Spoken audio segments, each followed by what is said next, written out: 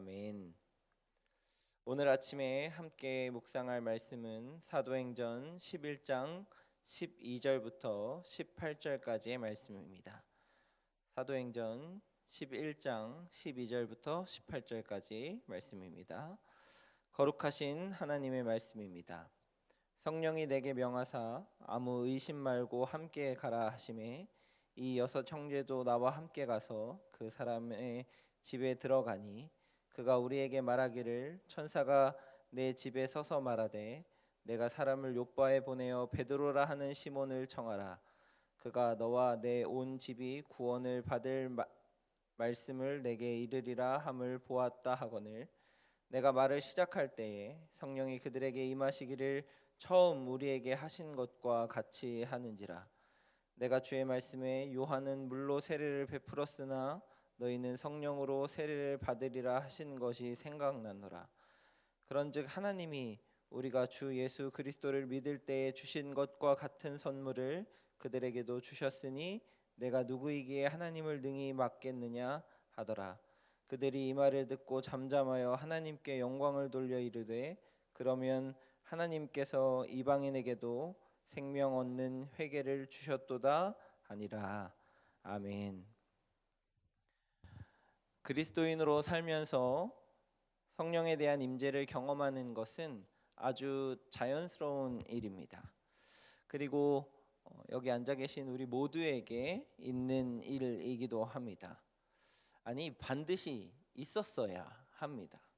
왜냐하면 성령이 아니고서는 그리스도를 주라 고백할 수 없기 때문입니다. 그렇다면 여러분의 삶에 있었던 성령의 역사를 여러분은 어떻게 설명하시겠습니까?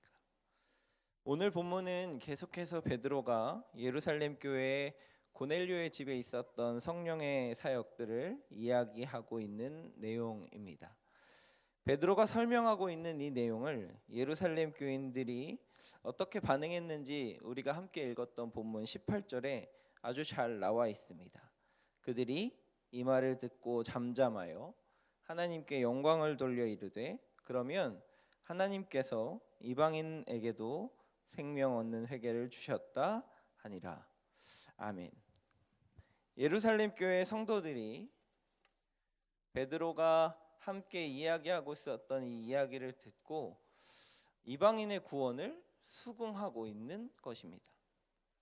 교회사에서도 이 사건은 정말 대단한 사건입니다. 본격적인 이방인 사역의 시작을 알리는 사건이고 또 공교회가 이를 인정한 장면이기 때문입니다.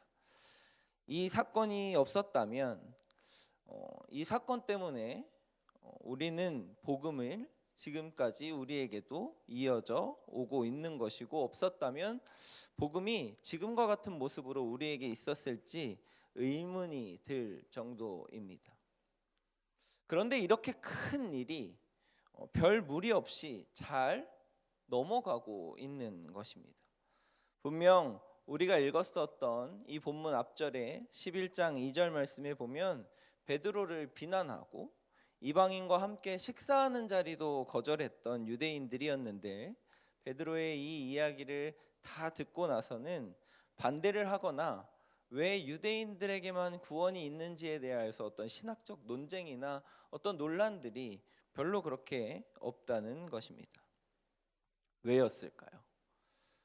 아마 납득이 되었을 것입니다.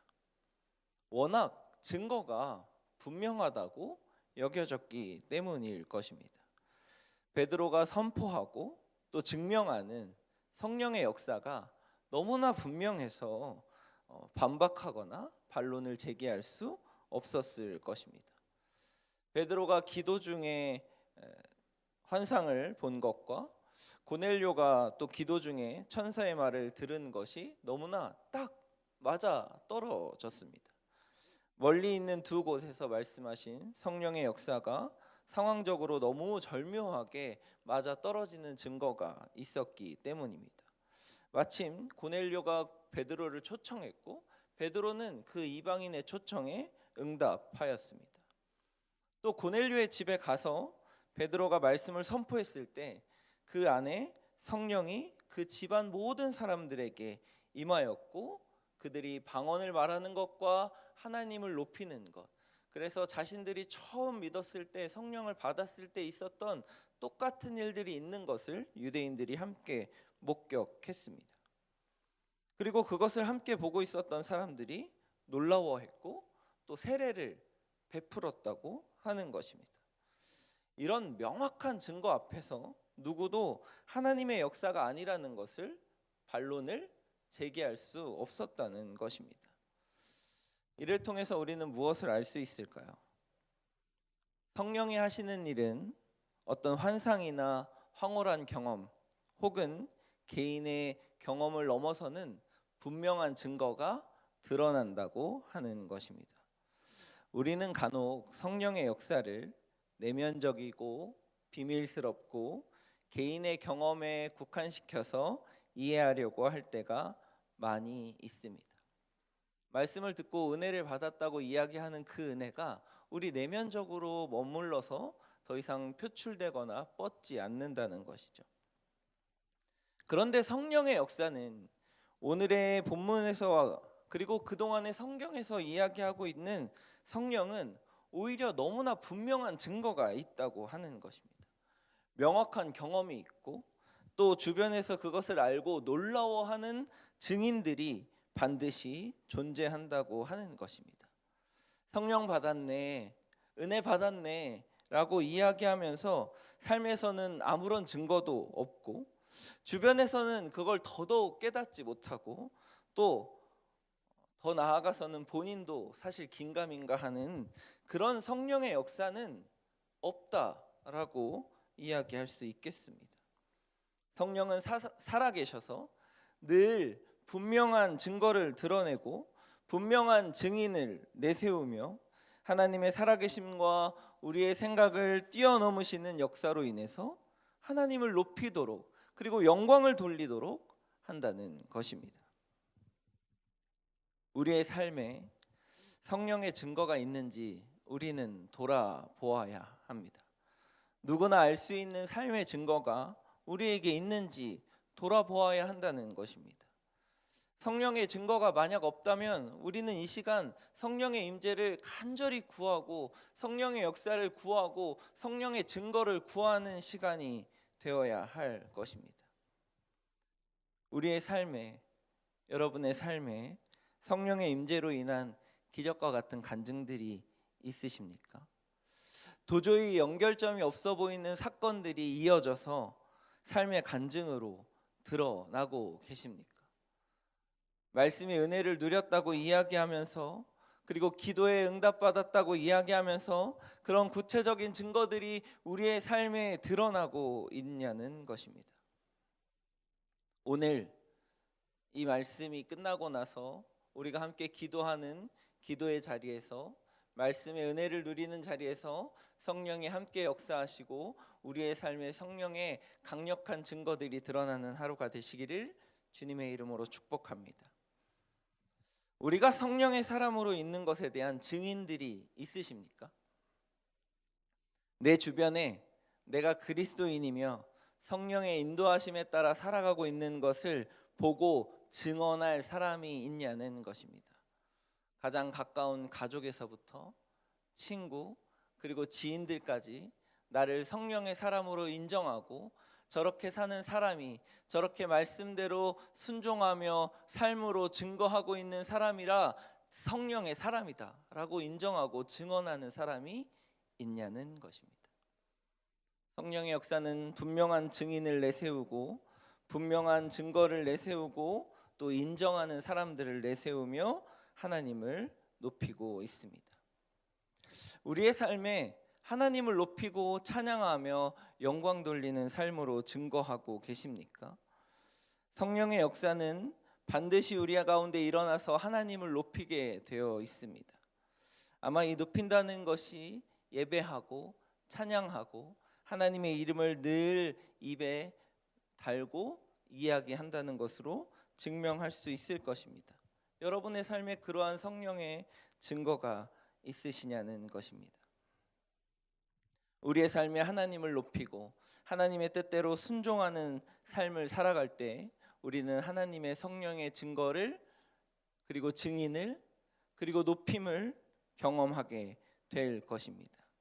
이 세 가지가 있다면 여러분은 분명 성령의 사람이고 성령의 인도를 받고 성령의 뜻에 따라서 오늘의 베드로와 같이 역사를 움직이고 하나님의 나라를 이루어가며 살아가는 사람이 될 것입니다.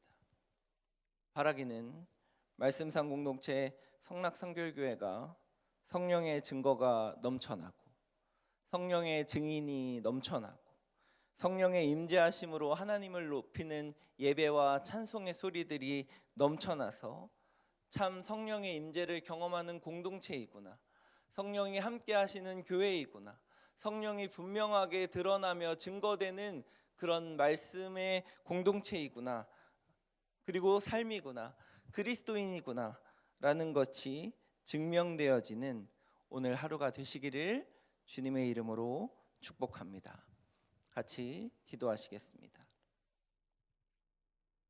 우리와 항상 함께 하시며 우리의 인생을 인도하여 주시는 성령님 참으로 감사합니다. 우리의 삶에 살아계신 성령을 증거하는 삶이 되도록 도와주옵소서. 성령님의 말씀에 민감하게 반응하여 순종하는 삶을 살아갈 수 있도록 들을 귀를 주시고 깨닫는 은혜를 주옵소서. 그래서 세상의 많은 이들이 우리를 보고 하나님의 살아계심과 성령님의 역사를 고백하며 영광 돌리고 높이게 하옵소서. 성령의 능력으로 십자가에 달려 죽으시고 부활하셔서 증거가 되신 그리스도 예수님의 이름으로 기도드립니다. 아멘. 이 시간 다음과 같은 기도 제목으로 함께 기도하시겠습니다. 지금 들은 말씀이 내 삶으로 이어지게 하옵소서.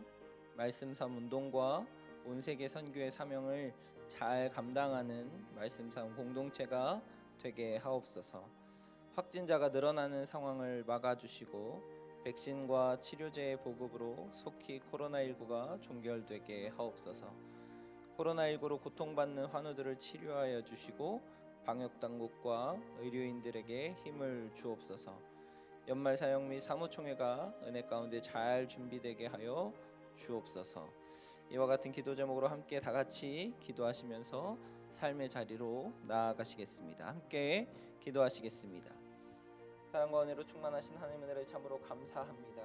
오늘의 말씀 가운데 함께하여 주시고 성령은 분명한 역사와 증거를 드러내는 분임을 고백하며 말씀으로 은혜를 받았습니다.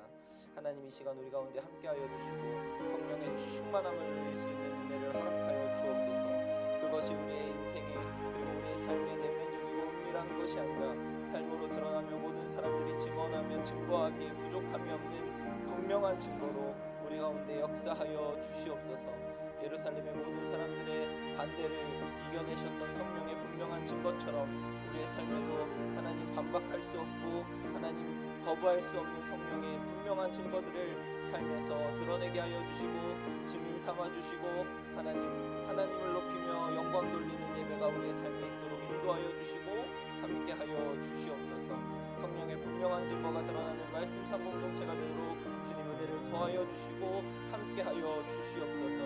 하나님 말씀 상 운동과 온 세계 선교의 사명이 잘 감당되어지는 말씀 상 공동체가 되게 하여 주시옵소서. 이를 통하여서 모든 사람들이 우리의 공동체를 보며 하나님의 공동체이며 하나님이 역사하시며 성령이 주도하시고 성령의 인도를 민감하게 반응하는 공동체라고 증언하며 하나님을 높이게 하여 주시옵소서.